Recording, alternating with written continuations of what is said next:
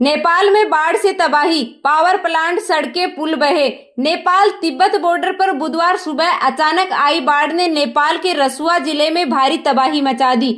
सुबह 9 बजे तिब्बत की दिशा से भाटेकोशी नदी में अचानक पानी का तेज बहाव आया, जिसमें कई इलाके चपेट में आ गए। अब तक 95 लोगों के मौत की खबर है। नेपाल के पर्यटन विभाग के मुताबिक 500 से ज्यादा लोगों का पता नहीं चल रहा है। इसमें 133 भारतीय समेत 300 से ज्यादा विदेशी पर्यटक हैं। भीषण बाढ़ में 9 बैंकों की शाखाएं बह गई। जल विद्युत क्षेत्र को भी बड़ा नुकसान हुआ है। कम से कम 13 हाइड्रो पावर प्रोजेक्ट प्रभावित हुए हैं। भारतीय वायुसेना नेपाल में राहत और बचाव के मिशन के लिए पूरी तरह तैयार है। पीएम मोदी ने कहा, नेपाल बाढ़ में भारत हर संभव मदद देने को तैयार। नेपाल में बाढ़ से हुई जनहानि पर प्रधानमंत्री नरेंद्र मोदी ने दुख जताया है। उन्होंने नेपाल के प्रधानमंत्री बालेंद्र शाह से बात कर बाढ़ में जान गंवाने वाले लोगों के प्रति संवेदना व्यक्त की। उन्होंने कहा कि इस मुश्किल समय में भारत नेपाल के लोगों के साथ मजबूती से खड़ा है। गृह मंत्री अमित शाह ने कहा कि यह देश कोई धर्मशाला नहीं, यहाँ रहने का अधिकार केवल नागरिकों को है। घुसपैठिए देश की सुरक्षा, अर्थव्यवस्था और जनसंख्यिकीय बदलाव के लिए खतरा है। हमारा लक्ष्य देश को इन घुसपैठियों से मुक्त करना है। शाह ने आतंकवाद को पूरी तरह खत्म करने और उनके 360 डिग्री नेटवर्क को तोड़ने के लिए प्रहार रणनीति को रोज की कार्रवाई में उतारने की बात कही। नेपाल की बाढ़ से गंडक नदी में अचानक पानी बढ़ा। नेपाल के रसुआ जिले में बाढ़ से तबाही के बाद बिहार की गंडक नदी में अचानक पानी बढ़ गया। बिहार के बागा स्थित गंडक बैराज के 36 गेट खोल दिए गए हैं। नेपाल से करीब 3 मीटर ऊंची फ्लड वेव आने का अलर्ट है। मोतिहारी, पश्चिमी चंपारण, पूर्वी चंपारण, गोपालगंज, सारण, मुजफ्फरपुर और वैशाली जिलों में हाई अलर्ट जारी किया गया है। चुनाव आयोग ने 2029 के लोकसभा चुनाव से पहले JN-अल्फा और JNG तक पहुंचने की कोशिश फिर से शुरू की। आयोग का मकसद उन्हें जागरूक वोटर बनाना है। आयोग के नए अभियान में देश की 4123 विधानसभा सीटों के स्कूल, कॉलेज और यूनिवर्सिटी के स्टूडेंट को जोड़ा जाएगा। आयोग 50,000 चुनावी साक्षरता क्लब बनाने की योजना पर काम कर रहा है। हर विधानसभा सीट में ऐसे 10 क्लब बनाए जाएंगे। राजस्थान हाई कोर्ट के एक्टिंग चीफ जस्टिस को हटाने की मांग। सुप्रीम कोर्ट के जस्टिस संदीप मेहता ने राजस्थान हाई कोर्ट के एक्टिंग चीफ जस्टिस संजीव प्रकाश को हटाने की मांग की है। जस्टिस मेहता ने CJI सूर्यकांत को लेटर लिखा। इसमें कहा गया कि जस्टिस संजीव प्रकाश शर्मा अपने अधिकारों का दुरुपयोग कर रहे हैं। उन्होंने राजस्थान हाई कोर्ट में स्थायी मुख्य न्यायाधीश नियुक्ति किए जाने की मांग की है। टीएमसी के 20 बागी सांसदों को नोटिस जारी। लोकसभा सचिवालय ने बुधवार को तृणमूल कांग्रेस के 20 बागी सांसदों को नोटिस भेजे। सांसदों से टीएमसी नेता अभिषेक बनर्जी की अयोग्यता याचिका पर 7 दिन में जवाब मांगा गया है। यह याचिका दल बदल कानून के तहत दाखिल की गई है। यह कार्रवाई सुप्रीम कोर्ट के बनर्जी की याचिका पर सुनवाई के लिए तैयार होने के 1 दिन बाद हुई है।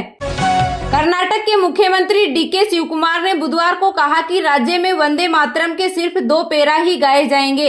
मैं पार्टी की विचारधारा में विश्वास रखता हूं और हम इस फैसले पर कायम रहेंगे। भाजपा तुष्टीकरण की राजनीति करती है।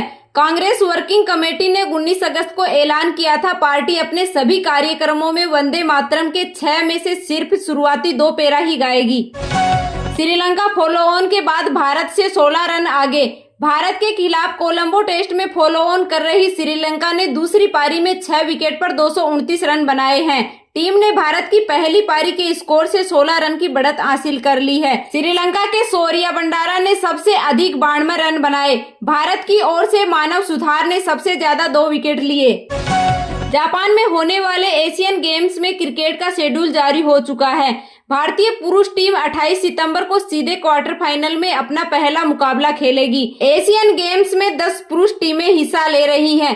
भारत, पाकिस्तान, बांग्लादेश और श्रीलंका सीधे क्वार्टर फाइनल खेलेंगी। वहीं अफगानिस्तान सहित 6 टीमें प्रिलिमिनरी राउंड खेलेंगी।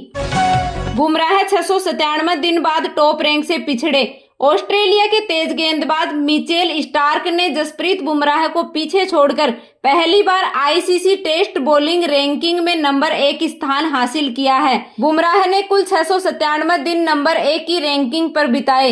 भारत के स्पिनर मानव सुथार ने 48 पायदान की छलांग लगाई। सुथार अब 48वें स्थान पर पहुंच गए हैं। ऋषभ पंत व शुभमन गिल टॉप 10 बल्लेबाजों में संयुक्त रूप से 7वें स्थान पर पहुंच गए हैं।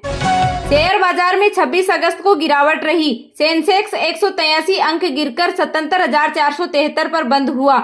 वहीं निफ्टी में भी 127 अंक की गिरावट रही। ये 24,208 पर बंद हुआ। आईटी, रियल्टी और एफएमसीजी शेयर्स में आज ज्यादा बिकवाली रही। आज सोने में गिरावट व चांदी के भाव में बढ़त रही। IBJ के अनुसार 24 कैरेट सोने की कीमत 610 रुपए घटकर के 1,61,431 रुपए प्रति 10 ग्राम है।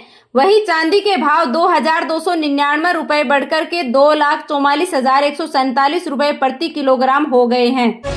देश के अधिकतर राज्यों में बारिश होने के आसार। उत्तर प्रदेश में लगातार मानसूनी बारिश हो रही है और सभी नदियां उफान पर हैं। मध्य प्रदेश के 21 जिलों में अगले 2 दिनों तक ऑरेंज अलर्ट जारी किया है। मौसम विभाग ने east UP, east MP, Chhattisgarh व केरलम में बारिश का ऑरेंज अलर्ट जारी किया है। वहीं Uttarakhand, waste Uttar Pradesh, waste Madhya Pradesh, east Rajasthan, central Maharashtra, Vidarbha, Bihar, Jharkhand, Odisha, पश्चिम बंगाल, असम, नागालैंड, मेघालय, मिजोरम, त्रिपुरा, आंध्र प्रदेश, अरुणाचल, साउथ कर्नाटक, रॉयल सीमा, तमिलनाडु, पुडुचेरी में बारिश का येलो अलर्ट जारी किया है।